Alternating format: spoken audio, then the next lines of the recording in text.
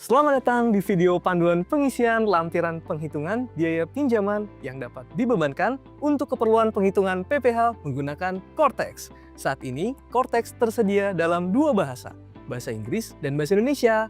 Pada video ini, kita akan membahas alur pengisian lampiran penghitungan biaya pinjaman yang dapat dibebankan dalam lampiran 11B SPT PPh Badan dalam menu berbahasa Indonesia. Sebagai perhatian, informasi yang disampaikan pada media ini dapat berubah sesuai proses pengembangan sistem dan ketentuan perpajakan terbaru. Panduan ini ditujukan untuk memberikan pemahaman kepada kawan pajak terkait pengisian lampiran penghitungan biaya pinjaman yang dapat dibebankan dalam lampiran 11B SPT PPh Badan. Kawan pajak, lampiran 11B SPT tahunan PPh Badan merupakan lampiran yang digunakan untuk melaporkan biaya pinjaman yang dapat dibebankan untuk keperluan penghitungan PPh. Adapun yang wajib mengisi lampiran 11B adalah wajib pajak badan yang membebankan biaya pinjaman. Berikut merupakan dua tahapan dalam pengisian lampiran penghitungan biaya pinjaman yang dapat dibebankan dalam lampiran 11B SPT PPh Badan. Pertama, penyiapan dokumen pendukung, dan kedua, pengisian lampiran 11B. Tahapan pertama, penyiapan dokumen pendukung. Pada tahapan ini, silakan kawan pajak menyiapkan dokumen pendukung berupa 1. Data saldo utang tiap akhir bulan per kreditur. 2. Data saldo modal tiap akhir bulan setiap akun ekuitas. 3. Data biaya pinjaman setiap kreditur pada tahun pajak atau bagian tahun pajak. Tahap kedua, pengisian lampiran 11B. Pada lampiran 11B terdapat 3 bagian, yaitu penghitungan EBITDA, perbandingan antara utang dan modal, dan penghitungan biaya pinjaman yang dapat dikurangkan dan tidak dapat dikurangkan. Untuk bagian 1, penghitungan EBITDA, beberapa kolom akan terisi secara otomatis apabila kawan pajak telah mengisi lampiran-lampiran sebelumnya.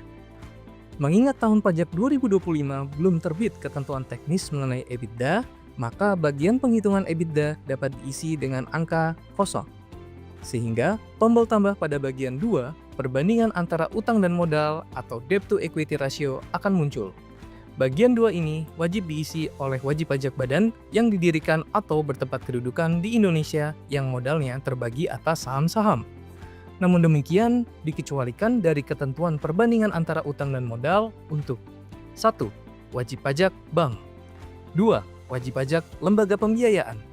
3. Wajib pajak asuransi dan reasuransi. 4. Wajib pajak yang atas seluruh penghasilannya dikenai pajak penghasilan yang bersifat final berdasarkan peraturan perundang-undangan tersendiri. 5. Wajib pajak yang menjalankan usaha di bidang infrastruktur. Dan 6. Wajib pajak yang menjalankan usaha di bidang pertambangan minyak dan gas bumi, pertambangan umum, dan pertambangan lainnya dengan kriteria tertentu. Ketentuan selengkapnya dapat disimak di Peraturan Menteri Keuangan Nomor 169-PMK.10-2015 tentang penentuan besarnya perbandingan antara utang dan modal untuk keperluan penghitungan PPh. Klik tombol tambah pada bagian A penghitungan rata-rata saldo utang, masukkan nomor identitas pemberi pinjaman, nama akan terisi secara otomatis.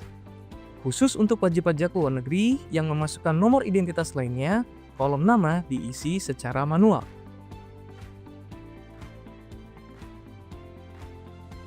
Kolom hubungan dapat dipilih afiliasi atau independen. Pada contoh kasus ini, kita pilih independen.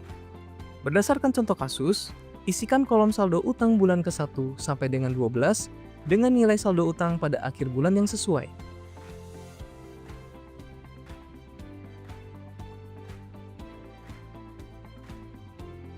Kolom rata-rata akan terisi secara otomatis. Klik simpan. Ulangi proses tersebut untuk menambah isian pemberi pinjaman lainnya.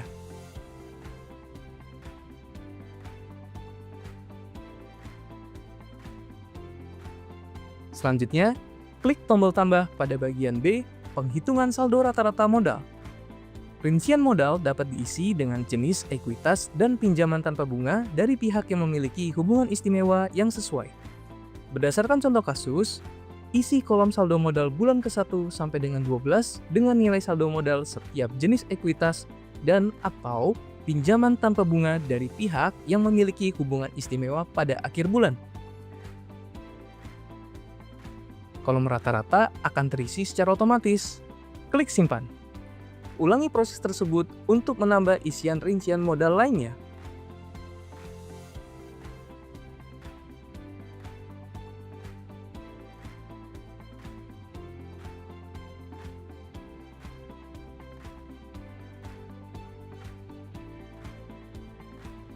Bagian C, penghitungan besarnya perbandingan antara utang dan modal atau debt to equity ratio akan terisi secara otomatis. Dalam contoh kasus akan terisi 1:0,2 atau dapat dibaca sebagai berikut.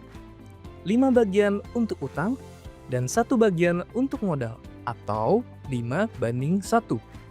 Selanjutnya, klik tombol tambah pada bagian 3, penghitungan biaya pinjaman, isi nama pemberi pinjaman, kemudian isi saldo rata-rata utang untuk setiap jenis pinjaman sesuai dengan kolom rata-rata bagian 2A, penghitungan rata-rata saldo utang.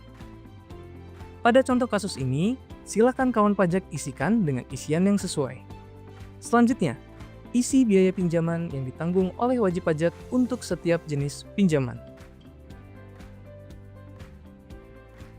Kemudian, tentukan besarnya biaya pinjaman yang dapat diperhitungkan dengan formula koefisien dikali biaya pinjaman. Dalam contoh kasus, besarnya perbandingan antara utang dan modal adalah 5:1. Sedangkan besarnya perbandingan yang diperkenankan adalah 4:1. Sehingga penghitungan biaya pinjaman yang dapat diperhitungkan dalam menghitung penghasilan kena pajak berdasarkan Peraturan Menteri Keuangan adalah sebesar 4:5 dikalikan biaya pinjaman dari masing-masing utang. Isi biaya pinjaman yang dapat diperhitungkan sesuai dengan biaya yang telah dihitung. Biaya pinjaman yang tidak dapat diperhitungkan akan terisi secara otomatis. Klik simpan.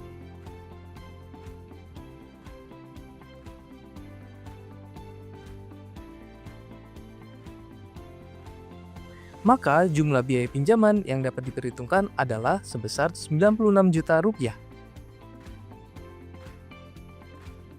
Terdapat pertanyaan, apakah Anda mempunyai utang swasta luar negeri? Centang sesuai kondisi kawan pajak. Apabila kawan pajak memilih ya, maka kawan pajak akan diminta untuk mengisi lampiran 11C. Klik simpan konsep. Selamat, kawan pajak telah berhasil mengisi lampiran 11B SPT tahunan PPh Badan melalui Cortex. Jika kawan pajak masih memerlukan bantuan, silakan kunjungi www.pajak.go.id, hubungi Kening Pajak 1500200, dan subscribe channel YouTube @ditjenpajak RI untuk menyimak video panduan lainnya. Pajak tunggu, Indonesia tangguh.